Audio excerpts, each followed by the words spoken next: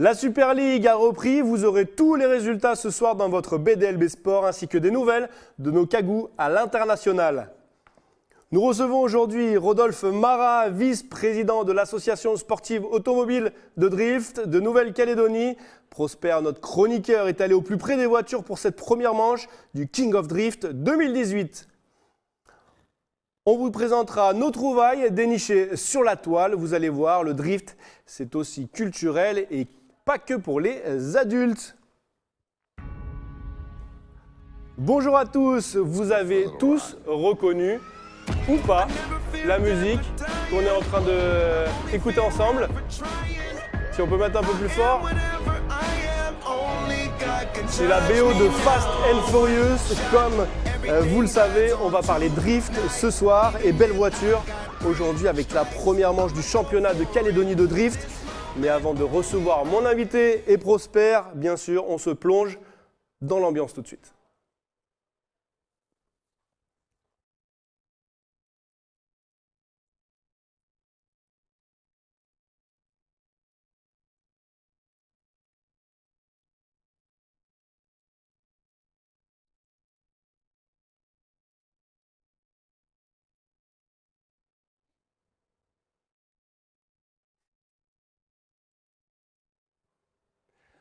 Bonjour à tous, merci de nous recevoir dans votre salon. Bonjour Rodolphe. Bonjour. Salut Prosper, ça Salut, va? Ariel. Alors ce week-end drift, ça a été?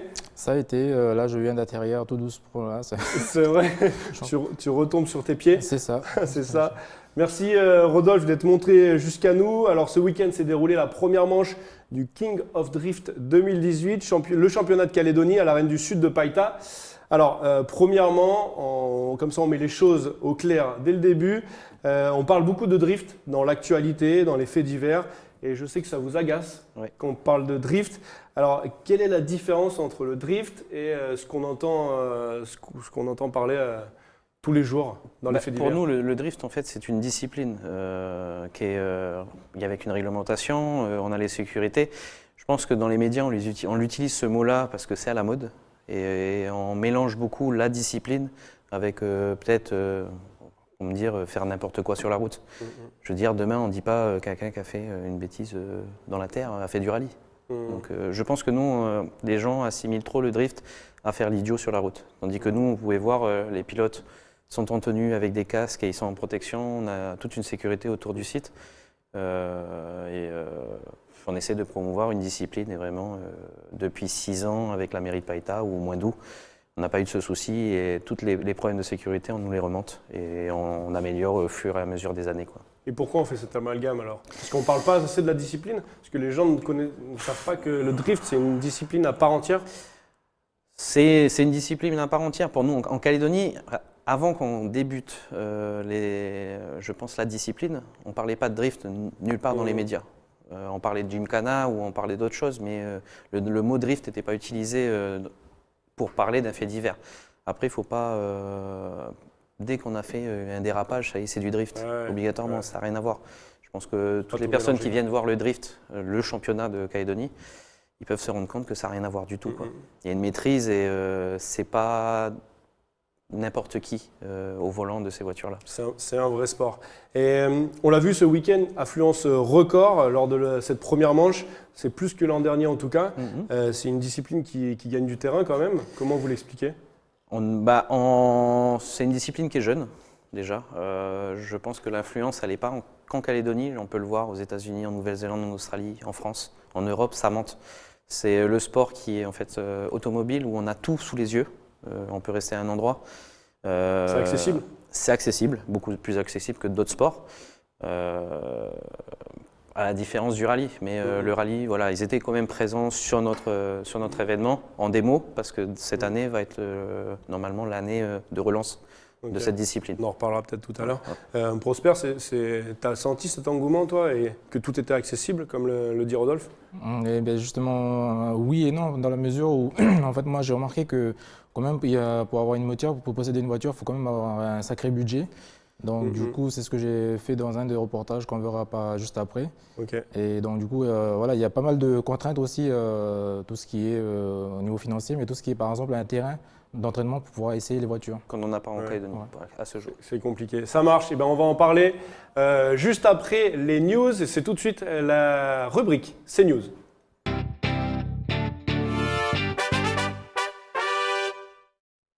Football pour commencer avec la reprise de la Super League ce week-end. De nombreuses rencontres étaient au programme. Le champion Yengen l'a emporté face à Poindimier, 3-1. Les champions sont déjà en forme. Dans les autres matchs, à noter le carton de l'AS Magenta face à l'EJJP, 8-4. Et pour son premier match dans l'élite, Trio Sport accroche le match nul face à Horizon Passo. À noter que la rencontre Jéhu Mondor a été reportée suite à un problème de place indisponible sur les vols pour l'IFU. Alors le classement, on va le découvrir tout de suite. Regardez, c'est l'AS Magenta qui est en tête, à la différence de but, bien sûr, suivi de Wesh qui a cartonné ici 4-0. Voilà, un classement qui ne veut pas dire grand-chose, c'est la première journée, mais ça donne quand même une tendance. Football toujours, mais en France, cette fois-ci, bon week-end pour les Calédoniens qui évoluent en Ligue 1. Antoine Comboiré et son club Guingamp, l'en avant Guingamp, s'est imposé à domicile 4-0. Une deuxième victoire de rang pour les hommes d'Antoine Comboiré qui a fait du bien en vue du maintien. On l'écoute. C'est ce que j'attendais de mon groupe. Et bien sûr que c'est une énorme satisfaction. Voilà. Prendre 6 points sur 6, surtout quand on était au plus mal, avant de recevoir 2 fois. Donc c'est une énorme satisfaction. Je suis vraiment fier de ce qu'ont montré les joueurs ce soir. Qu'est-ce qu'on a envie de faire dans ce championnat-là? Est-ce qu'on a la capacité, est-ce qu'on a la volonté d'enchaîner une série? On est déjà à 2 victoires et c'est bien donc de continuer.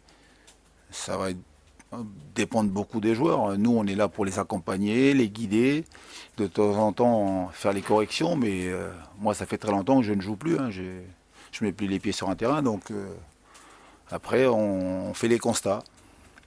Mais on est toujours à fond derrière les joueurs, même si je sais que des fois, c'est compliqué pour eux, parce que c'est eux qui jouent. On a toujours confiance, on les soutient tout le temps, voilà, quelles que soient donc les rencontres, et puis surtout à la fin de la saison, on fera un bilan. Voilà. Du côté d'Amiens maintenant, l'équipe de Georges Gop-Fenépège s'est imposée également à domicile 3-0 contre Caen. À noter que notre Kagou n'était pas sur la feuille de match, il n'a pas donc pris part à cette victoire. Par contre, il a joué avec la réserve d'Amiens, un match important pour l'équipe contre Élie-sur-Somme, niveau National 3. Et figurez-vous que c'est notre Kagou Georges qui a marqué le premier but à la 44e minute. Score final 2-0 pour l'équipe du Calédonien. Rodolphe, plus foot, plus rugby, tu suis un peu l'actualité? Il y a quelques années quand j'étais jeune, oui, mais puis maintenant. Plus maintenant. Ok, alors du foot, on passe au rugby. La transition est toute trouvée, même si elle n'est pas évidente. Rugby à 7 maintenant, avec la fin de la 7e étape du circuit mondial qui se déroulait du 6 au 8 avril à Hong Kong. Pierre-Gilles Lacafia, notre Calédonien, a été titulaire à chaque rencontre et a inscrit un essai lors des 5 premières minutes du premier match face aux États-Unis. On le voit à l'écran, l'essai là, une grosse poussée pour aller dans l'en-but. Notre autre Kagou, lui, Nissier Huyard, pour sa première sélection avec les Bleus, est entré en jeu pour chaque match. Les Bleus, derniers de leur poule, se sont bien repris en enchaînant dimanche 3 succès d'affilée face aux Samoa 38-0, l'Australie 24-12 et le Canada en finale 33-7. C'était la finale, je l'explique, pour la 9e place du tournoi. Prochain rendez-vous pour les Bleus à 7, le tournoi de Singapour les 28 et 29 avril. Pas rugby, pas foot, basket? Non. J'étais plus foot jeune. Plus foot jeune. Ah ouais, comme tout d'accord. le monde, je pense. Donc, on va parler basket alors. Basket maintenant avec des nouvelles de notre Kagou Soana Lucé qui évolue à Angers en Ligue 2 féminine. La saison régulière est terminée depuis 2 semaines. Et pour le haut du tableau, les choses sérieuses démarrent ce week-end avec le lancement des playoffs avec les quarts de finale. Angers, le club de notre Cagou qui a terminé deuxième de la saison régulière, recevait le basket club Saint-Paul-Rézé, les voisins. Et ce sont les Angelines qui s'imposent 69-62. 4 joueuses de l'UFAB avoisinent les 15 points à l'issue de ce match, dont notre ailier forte Sonia Lucet avec 14 points, 6 rebonds. Et alors après 4 saisons au haut niveau, Angers fait clairement partie des prétendants à la montée en Ligue principale. Retour de ce quart de finale, c'est demain et une belle éventuellement le 14 avril 2018 bien sûr. L'actu du week-end, c'était bien sûr la première manche du championnat de drift à l'Arène du Sud. Daryl Le Garec s'impose sur sa BMW E30 dans les catégories loisirs 1 et dans la catégorie d'en dessous, la loisir 2, c'est David Erin. David Erin sur Toyota Supra. C'est ça. C'est ça. Alors Rodolphe, quelles sont les qualités pour piloter une voiture de drift? Déjà être à l'aise dans la conduite. Vous avez pu voir, on a eu sur cette manche-là le pilote calédonien le plus jeune depuis 6 ans, donc Harry Crenier, qui a pu me montrer 16 ans. Avec une maîtrise quand même assez impressionnante d'une voiture quand même puissante, une M3 E36 compresseur. Ouais. Donc il faut avoir une aisance à la conduite. Je sais qu'Harry venait du fun car, qui est notre discipline de sport auto. On a pu le voir sur le bitume qui est différent. On a beaucoup de gens qui viennent du rallye aussi, des anciens pilotes. Je pense que faut pas, c'est à la portée de monsieur tout le monde, mais il faut quand même savoir maîtriser et pas avoir peur de la glisse, quoi. Et du coup, 16 ans, donc du coup, ça veut dire qu'il a pas son permis encore? Il n'a pas son permis. On peut prendre à partir de l'âge de ses 16 ans jusqu'à ses 18 ans. D'accord. Une licence? Sans permis, avec, comme son père a pris une licence de tuteur. D'accord. Étant pilote de rallye. Okay. Il a une licence de tuteur FFSA qui permet à Harry de pouvoir prendre cette licence. Ok, Fédération française de sport automobile, FFSA. C'est ça. C'est ça. Ok, alors il faut vraiment passionné pour prendre part à ce type de compétition, car tu l'as dit, Prosper, tout à l'heure, avoir une voiture pour participer au drift, c'est pas de tout repos. Alors justement, Prosper, que vous voyez là, est allé samedi sur place pour voir justement comment ces voitures étaient montées en pièces et pas démontées en pièces, mais comment ces voitures étaient montées de A à Z et quelles sont les difficultés rencontrées par les équipes. On regarde le reportage tout de suite. Cette voiture, c'est celle de la famille Bertoni. Ancien pilote de rallye, Miguel, le père, la partage avec son fils Kevin pour la compétition de drift. Les différentes pièces qui la constituent ont toutes été importées. Donc voilà, c'est un moteur V8 LS3, 525 chevaux qu'on a fait venir d'Amérique avec la boîte de vitesse. Parce que la coque elle est arrivée de France nue avec les roll bars simplement. Et après on a tout adapté dedans. Et ça donne ce résultat-là. En l'absence d'un terrain d'entraînement homologué, les Bertoni, père et fils, ont attendu la veille de la compétition pour se faire une idée de leur bolide. Leur expérience respective des voitures de course ont été très utiles. Mon père il faisait du rallye, donc on a grandi dedans, dans les voitures, tout ça. Là cette année, je reste en L1, j'étais 5e l'année dernière. Et puis voilà, premier round ce week-end, et là je suis actuellement 2e au qualif. Et on va partir sur les battles juste après. Là.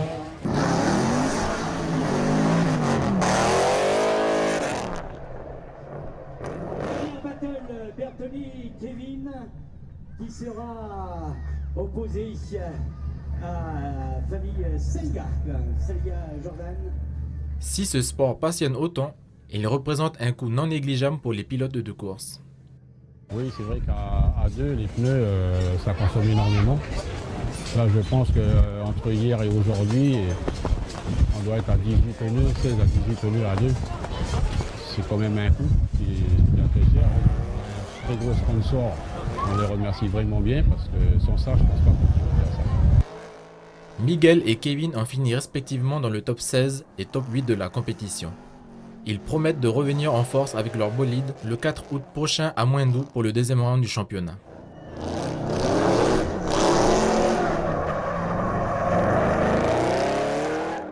Alors, comme l'a mis Prosper dans son reportage, est-ce que ce sport est réservé à une élite? Pas spécialement. Après, ça reste quand même un budget conséquent dès qu'on attaque des voitures comme qu'on a pu voir pour Miguel et son fils. On a des voitures qui peuvent aller plafonner les 7 millions, entièrement préparées, parce qu'il y a des voitures qui sont arrivées d'Australie, Nouvelle-Zélande, même de France. Après, on peut commencer, le but du drift, on peut commencer avec une voiture standard du moment qu'elle est propulsion. D'accord. Elle peut avoir un frein à main, sorti, parce que en loisir, à ce jour comme on peut tourner avec une voiture de Monsieur Tout-le-Monde. D'accord. Ok. On peut le faire, on peut faire du drift avec une voiture standard qu'on a achetée. Après, il y a des À équipements. partir du moment, je dis propulsion, les deux roues derrière qui emmènent la voiture. C'est ça. On ne peut pas le faire avec une traction. Donc Ouais, n'importe quelle petite voiture qui est en traction ne pourra pas le faire. Ce n'est pas le but du drift. Et après, il y a tout le budget qui est derrière les pneus, parce que c'est le premier équipement qui part, on va dire, en fumée.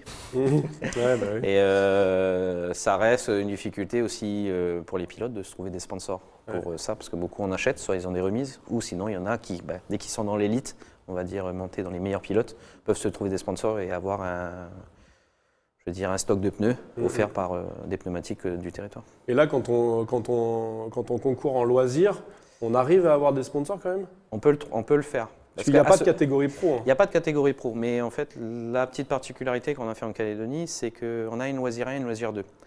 C'était de permettre aux gens qui ne font pas de podium d'avoir la loisir 2 et de pouvoir être dans un classement dans les premiers et de pouvoir leur permettre aussi de faire des podiums, de trouver des sponsors. Comme pour nous, la même difficulté aussi, on est toujours à la recherche de sponsors. Mais c'est plus facile pour des pilotes maintenant et tous ceux qui sont loisiriens très souvent commencent à s'équiper avec les arceaux, les sièges aux normes pour plus tard passer sur la catégorie pro. D'accord. Et du coup, pour catégorie pro, ça veut dire qu'il faut partir du territoire et concourir à droite à gauche ou pas forcément? Pas forcément. En fait, en Calédonie, on attend de la faire. C'est juste qu'il y a une réglementation qui est différente qu'en loisir. En loisir, on peut partir avec des voitures équipées. Nous, on part du moment qu'on change de siège, que le siège soit homologué aux normes FIA ou FFSA, le casque et tout. En pro, c'est différent. Là, tout doit être. Il y a une réglementation à suivre, que ce soit au niveau des cages, des sièges, des gants, du casque et tout. La largeur des pneus, au niveau de la carrosserie, les vitres et tout ça. Ça reste un budget à équiper une voiture comme ça. Ça reste un budget. À ce jour, on a voulu lancer la catégorie pro, mais on n'avait pas assez de pilotes qui voulaient s'engager sur la. On espère à partir de l'année prochaine, parce que tous ces pilotes qui tournent en pro, on a une journée le dimanche qui est un peu une journée d'entraînement. Et ils en profitent de faire leurs entraînements, d'apprendre à conduire en battle. En fait, la vraie battle, c'est deux voitures. Oui, deux voitures l'une contre l'autre. Est-ce que s'y connaître en mécanique, ça a un avantage?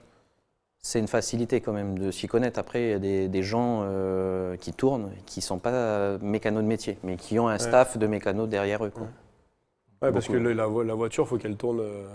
Toi, tu l'as vu sur place qu'il y avait des stands justement dédiés pour réparer les voitures s'il y avait un petit pépin ou... C'est ça. Et, tout le monde était prêt avec ses clés à molette et tout ça pour venir démonter les roues. J'ai même vu qu'il y avait un stand pour changer les pneus. C'était de l'aide. On peut le voir, on le voit sur certaines images. On avait une team d'un des pilotes qui avait mis à disposition en fait, une machine à pneus et une équipe qui faisait le démontage des pneus et le montage des pneus pour les pilotes. C'est ça. Ok. C'est impressionnant. Et au niveau de la sécurité, comment on gère un championnat comme ça? Alors, au niveau de la sécurité, vous avez pu voir sur le circuit, il y a ce qu'on appelle les K16, c'est les séparateurs remplis d'eau. Okay. Et sur les zones, on va dire, à risque, on a rajouté ce qu'on n'avait pas avant, c'est les blocs de béton qui font 1 mètre sur 1 mètre, qui arrêtent vraiment, qui stoppent la voiture. Après, nous, le but est de sécuriser, de protéger le public au maximum. Nos pilotes aussi, mais eux sont déjà en sécurité dans leur voiture. Oui. Voilà. Après, on a tous les commissaires et tout ça avec les extincteurs qui sont formés pour cette partie-là. Donc pour les sceptiques, il n'y a pas de souci, quoi. Il n'y a pas de souci, on n'est jamais à l'abri d'un risque. Après, on essaye de minimiser au maximum. Voilà, et on est peut-être des fois trop drastique sur notre sécurité, mais on veut pas. On veut que tout le monde soit en sécurité sur nos événements. Ok. On en a parlé en début d'émission. Il y a eu énormément de monde lors de cette première manche. Est-ce que vous avez récupéré un petit peu du public du rallye? Parce qu'on n'a plus de rallye ici en Calédonie. Est-ce que du coup, il y a eu un transfert? Je pense qu'il y a beaucoup de... Enfin, les gens qui vont au rallye sont quand même friands de sport mécanique. Donc, certes, on récupère du public, hein, on récupère d'autres, une tranche d'âge très souvent jeunes qui sont là. On a des gens qui se déplacent de partout sur le territoire pour venir. Je sais qu'il y a un monsieur qu'on voit tous les ans sur tous nos événements et qui descend de Coumac, mais qui reste du matin jusqu'au soir. Et très bon. Maintenant, on a l'habitude parce que ça fait 6 ans qu'on le voit sur tous nos événements. En fait, quand on est passionné de sport automobile, on est passionné de beaucoup de disciplines en fait. Ouais. Au niveau du rallye, hein, Prosper, tu as pu parler avec... Oui, j'ai discuté avec un monsieur qui est revenu du Venato, qui avait exposé sa voiture à l'entrée. Ouais, Eric Riandé, qui Ça, a fait Eric une démo avec Riandé, sa 207 S2000 durant l'événement. Et lui me parlait, il me disait que peut-être au mois de juillet, ils allaient faire une compétition, donc du coup peut-être relancer la discipline. La discipline, le rallye, ouais, c'est ce que tu confirmais peut-être c'est en cours. Alors, Ok. je ne vais pas rentrer moi non plus dans les détails, oui. je n'ai pas toutes les infos, mais l'ASANC, qui est le premier club sport auto qui s'occupe du rallye.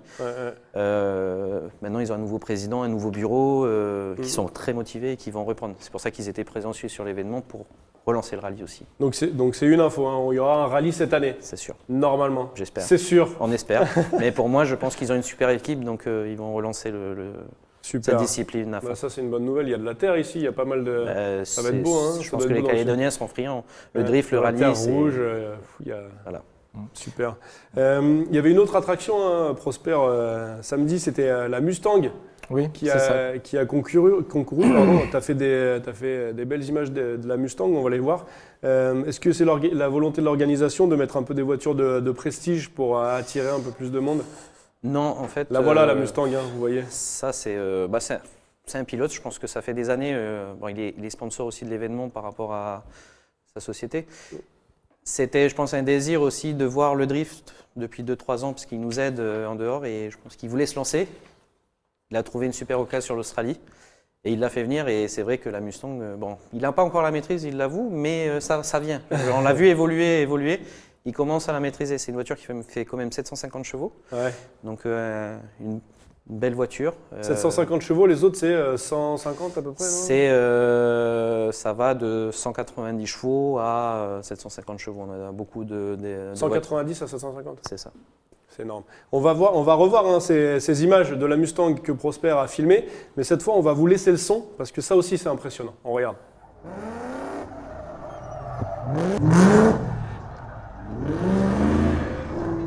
Avec cette nouvelle voiture, cette Ford Mustang Airbus. Très belle voiture.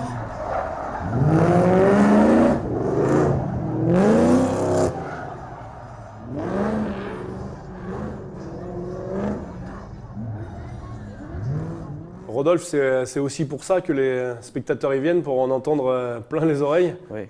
Je pense prendre ça, la fumée, les voitures qui glissent. De toute façon, la glisse en Calédonie, je pense qu'il y en a partout, les gens sont friands. Il y en a sur l'eau, il y en a sur le Coltard aussi. C'est ça. Les perspectives du drift en Calédonie, Rodolphe? Continuer à évoluer, continuer à plus tard à avoir un circuit. Il y en a un qui est en projet à ce jour.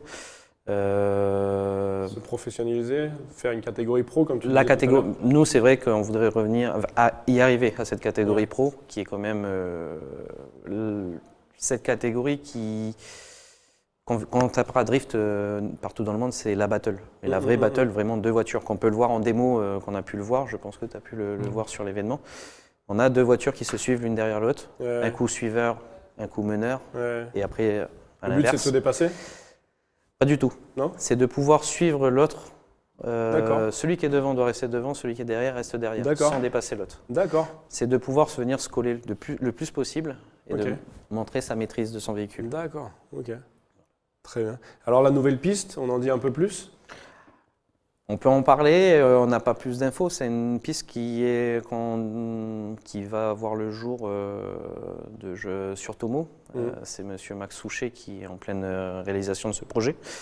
On l'a épaulé sur la partie réglementation pour que tout soit aux normes au niveau FFSA. C'est un travail, je pense, aussi bénévolat parce que on avait fait une petite équipe au départ pour monter le projet, avoir un peu les envies de tout le monde. Et pour que ça soit multidiscipline, surtout. Pas que ça soit dédié qu'à un seul sport. À ce jour, on fait totalement confiance à M. Fouché pour Ok. que le projet arrive. Ok. Il n'y a pas de date. En fait, vous ne prenez pas finalement part à la construction de ce. Nous, on a aidé De beaucoup. loin, quoi. Ouais, Parce que vous êtes des passionnés, c'est pour on est ça. passionnés. Je pense que ce soit qu'on vienne du rallye, qu'on vienne du motocross, qu'on vienne du drift, dès qu'il y a Du un karting appel aussi, du karting, dès qu'il y a un appel de toute manière de demande d'aide par les gens qui gèrent ce projet de bout en bout, et Mika qui est un des pilotes du drift, il y a des équipes qui sont là. Les gens mentent pour aider. Il y a beaucoup d'entraide. Je sais qu'il y a des pilotes de drift qui vont aider à conduire des engins sur site pour. C'est ce qui se pour faisait terrasser, c'est ça, ouais. sur le site. Ok, super. Eh ben, merci Rodolphe pour toutes ces informations. On va maintenant passer au moment des pépites qu'on a trouvées avec Prosper sur le web. Et promis, ça va déraper. Jingle tout de suite.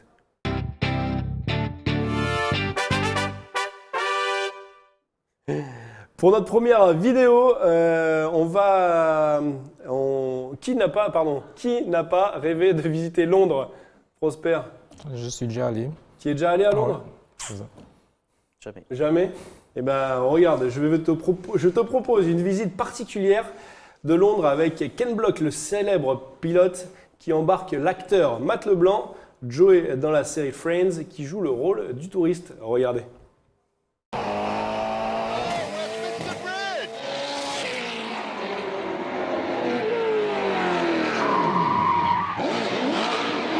Did you know that it's illegal to die in the Houses of Parliament, so maybe be careful.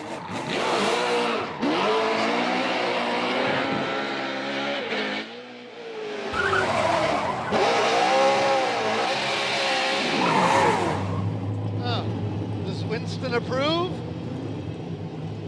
It doesn't look like it, does it? Sorry.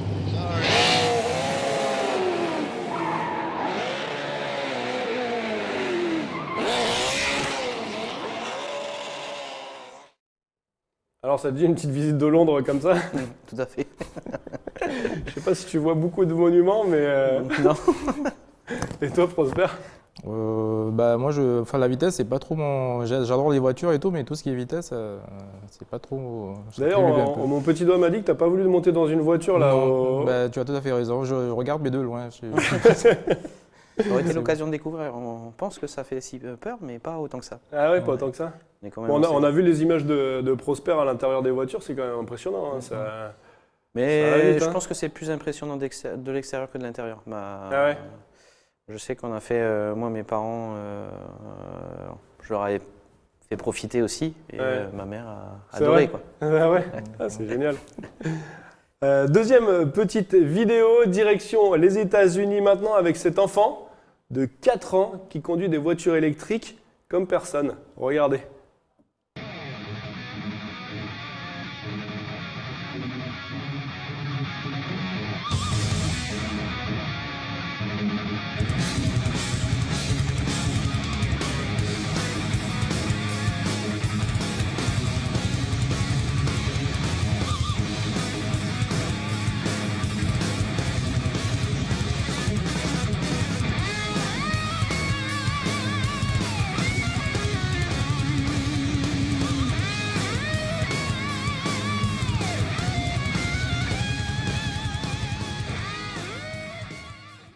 Alors je rassure tout le monde, hein, ce n'est pas ma fille, hein, comme on a pu me le dire dans l'oreille.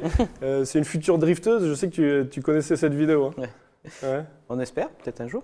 peut-être un jour. Il y a des fans drifteuses, même chez nous, on en a 2. Ouais. Et en voiture électrique, même si on va à 5 km/h, je ne sais pas à combien ça va, mais on peut drifter quand même. Quoi. Oui. À partir du moment où c'est les roues derrière qui tournent. Quoi. C'est ça. Ça marche. Merci Rodolphe pour ta bonne humeur. Il est maintenant temps de te mettre au défi. C'est le défi sport jingle.